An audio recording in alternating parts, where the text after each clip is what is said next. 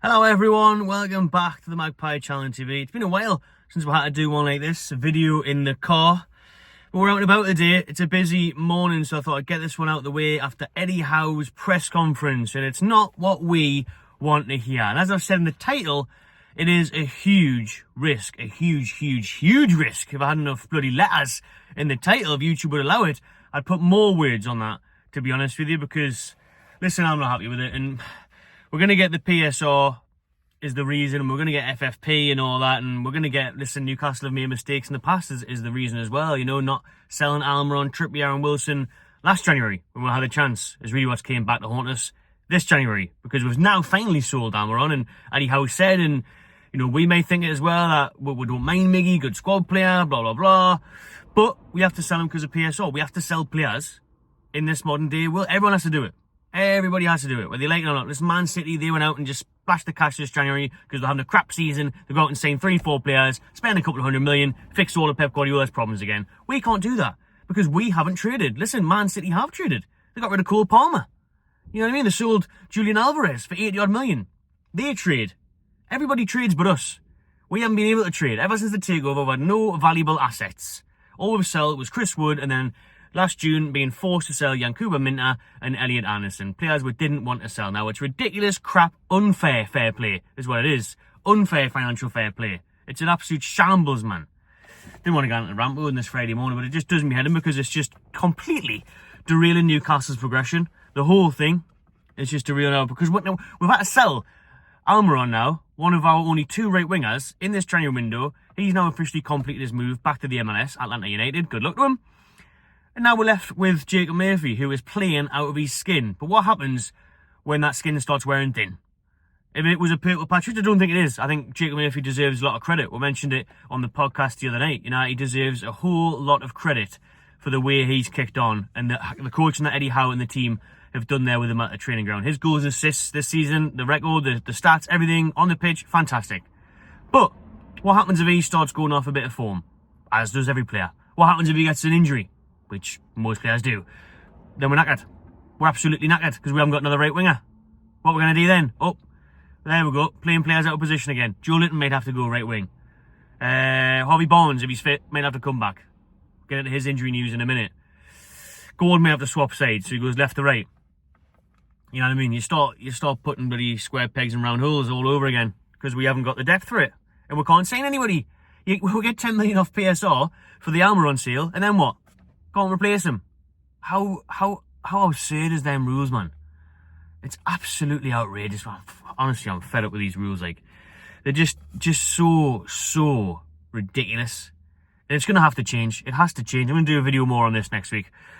But basically, everyone, Newcastle are closed for business. It's came out. Eddie Howe has just done his press conference an hour ago, saying that Newcastle don't expect any more outgoings or incomings this window. He said it was always going to be a hard window to work in, and we're pretty much done. So the historic January transfer window closes on the 31st of January. That's normally the day that the window shuts up shop. This year, it's the 3rd of February on Monday, 11 p.m. So you got all the way until Monday night, pretty much Tuesday, when midnight's nearly there. By the time you submit the paperwork, you've still got a good few days left of the transfer window, the winter window, to sign and sell players.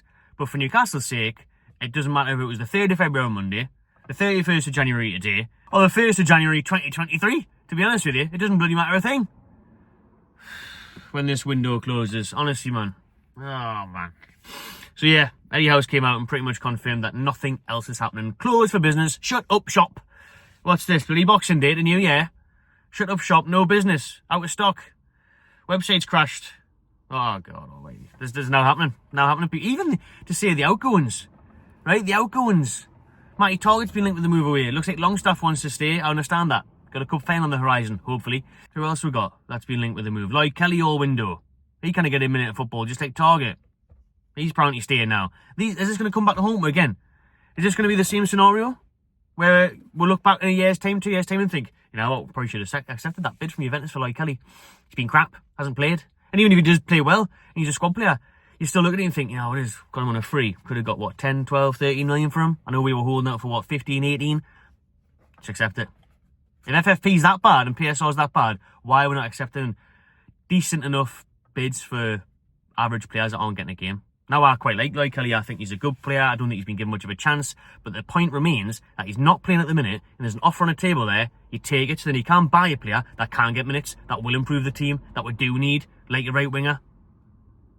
And we're here now, let's just wait till summer. And I will wait for summer. Listen, I'll be patient. You know, Newcastle are doing really well at the minute. In a good place. Obviously, you know, top 4, top 5, fantastic. But this is a huge risk, because we are 1 or 2 injuries away from our season going from 4th or 5th to bloody 9th or 10th. Because the Premier League's that tight. You look at the table, it is that close. You've seen a good month for Newcastle. It's propelled our season. What was it, 5-6 weeks ago, we got battered off Brentford and it's all doom and gloom. And then a few weeks later, we're going a good run. What was it? A ridiculous run, to be fair, wasn't it? What was it, 9-10 wins in a row? 6 or 7 in the Premier League? And that catapulted us up the table and put us in this strong position. Also helped that Chelsea fell off. Also helped that Spurs, Man U are dwindling in the bottom half. But how long's those kind of things going to last? How long's that going to go your way? So what I'm saying is it's a huge risk, and everyone will know it. I'm sure you will know it as well. And drop your thoughts below about this window and lack of it, anything happening. That we are 1 or 2 injuries away. If Gordon gets injured, what's going to happen there? Barnes isn't even fit yet. So we've got 9 left winger, we've got 1 right winger. What happens if Isak goes out? Wilson's apparently maybe back for the Arsenal game next week. He's maybe back for the semi-final. How long is he going to be back for? 10 minutes at semi-final, half an hour here, 10 minutes there, out for 2 months again. We know the story. I've seen this movie before. Jurassic Park. I know what happens. I can tell you. The dinosaurs come, kill everyone. Wilson comes on the pitch, gets injured. And now what's going to happen? It's no fucking surprise to me. So what you got left with there? Yeah, 1 or 2 injuries. See, Gordon and Isak got injured. You play him bloody Sinusula. We've got anyone else? Till Barnes comes back, till Wilson comes back, ifs and buts and maybe... We are playing a big risk there, but apparently we have to. Because of PSR, we have to wait until after June 30th, and then we're going to have a big summer, and it has to be a big summer. It really does. Because there's a few players running out of contract. We already need the squad depth as it stands. If we get European football, we need a major overhaul. Not only do we need to strengthen that squad depth, but we need to strengthen the starting 11. We need that right winger, we need the younger centre-back. We need another striker, and then you go into the squad depth. Then you need 2, 3, 4, 5 here, especially if those few leave. So yeah, I think, you know, it's been a... I don't want to say a disaster, but it could be a disaster. We could look back on this in a couple months' time and think, wow, yeah, we should have went for something in that January window. We should have just done a Forest, took a points deduction, made sure we got top 4, made sure we won the cup, took a points deduction.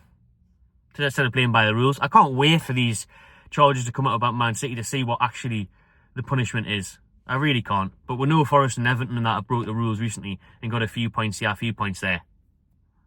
It's fucking worth it. Worth taking the points deduction. We can't even replace the right winger that we didn't even use. Unbelievable. Absolutely unbelievable. And one thing I want to say as well is, yes, okay, we can't go out and sign in Boomo or Bakayoko for 40, 50, 60 million because of PSR. I've never been so sick of saying an abbreviation in my life. But what we could do is capitalise on loans, surely. We're not like the loan market. Nah, loan to buy like we did with Lewis Howe. Why aren't we doing that? That's what's annoying me. And I know January they said it's a hard window to work in, players don't want to move, clubs don't want to sell, yada, yada, yada. But there must be someone out there that we can look at and go, yeah, I tell you what, I'll use Bakayoko again because it's fresh in the mind. We've mentioned him before on the channel. He scored a brilliant goal against Liverpool during the week, so his price tag's probably gone up. And I know PSV aren't really going to want to sell him, but if you say to PSV, tell you what, we'll do the loan to buy. Lewis Hall special with Chelsea. Here you go, PSV. We want him now because we need him now. We don't really because Murphy's doing well, but we need that backup. We need that option. So you say, right, PSV, we'll give you a couple million now, a little loan fee, whatever, at the end of the season. If he makes 10 appearances or whatever it is for the rest of the season, he has 55 million in the summer. You might take it. That's just an example. Change the figure, change the name, whatever. Try a loan player who's maybe, you know, like Sancho went to Chelsea or whatever. Something like that. Something like that's got to be out there where there's a player who's not getting game time who can improve Newcastle. Or at least give competition for places. Because we've got near the right winger now. If Murphy gets injured or when his form dips. And I know we've said it, Gordon can do a job there. Maybe Barnes can do a job there. Maybe you put Joe Linton there and Miley can come into midfield. There's options, but they're not great options. They're not the suitable, perfect options where they're actually players that play in their positions. Because you've seen, since we've started playing players in our position, we went on this magnificent run. We'll put Tonali in the 6. We'll put Bruno in the 8. Gordon on the left. Yeah? An actual right winger. Murphy on the right. Balance on fire. Shouldn't you start tampering that around? We've seen at the start of the season. Gordon was on the right. Barnes was starting games on the left. Barnes is on the right. And it was, inconsistency. So yeah, there we go. That's that. That's enough I'm going to say on it. Anyhow, his press conference took place, like I said. Other things, or like Wilson's going to be back for Arsenal. Hopefully he's been training. Barnes is behind on his schedule of a comeback. He's still 2-3 weeks away. So again, that's far from ideal. Big concern. Hopefully that doesn't come back to haunt me. What else was he talking about? You gave a nice special tribute to Miggy, who's went to Atlanta, and I will say it's great to see the images of Almiron landing in America and the Atlanta fans waiting for him. That's nice to see. And we've got Fulham tomorrow, people. Let us know what you think heading into that game. We're previewing it on the podcast as we usually do the other night, so you can have that look back if you want an in-depth preview on that one. But just quickly from me, I think Marcus Silva's a very good manager. Fulham are having a very good season, but I did watch them on Monday night against Manchester United and they were poor. I thought Man U were there for the taking and they didn't go for it. They didn't have a killer up front. That Muñez, his form was dropped. He missed a couple of sitters. Jimenez got pulled off. They've got some dangerous players like Traore and stuff, but the end product's lacking for me. But we've seen them. They battered us at their place earlier in the season. But at St James's, we have to have a response from the last time we played at home against Bournemouth. Obviously can't have any of that. I like the old Saturday 3 o'clock kick-off. I'll be there, so make sure you tune the channel for the vlog and the match reaction. And I'm expecting a good performance tomorrow, and I'm expecting a good win, to be honest with you. The one thing is that will Newcastle have one eye on Wednesday's Cup semi-final second leg? I hope not. Or we can do if we get in a good position. I don't mind going 2-0 up, taking off the Zaxney Brunos and everyone else, and hopefully seeing the game out, shutting up shop there, just take the bloody transfer window, seeing that game through, giving some key players a half an hour rest here or there, like I say, and just getting the job done. But we can't go into this game, starting the match, already thinking about Arsenal. Surely not, hopefully not. So, I'm predicting a 3-0 win tomorrow. I'm predicting a nice 3-0 win for the Mags. So I hope I'm right on that one. But 3 points is all that matters. Got to make sure we keep in the mix for that top 4. Kind of try and make it our own, where teams are chasing us now. Like I said earlier, Chelsea have dropped off in results wise and form wise. Man City are starting to come back a little bit. Forest obviously took a hammering last week off Bournemouth, so make sure we stay in the mix in games like Fulham at home. No, just for Fulham, I say they're a good team, having a good season. I think they've got a very good manager.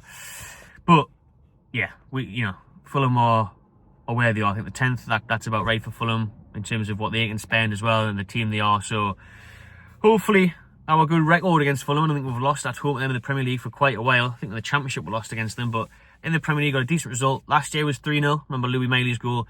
I'm going for the same scoreline this year. 3-0 Newcastle v Fulham.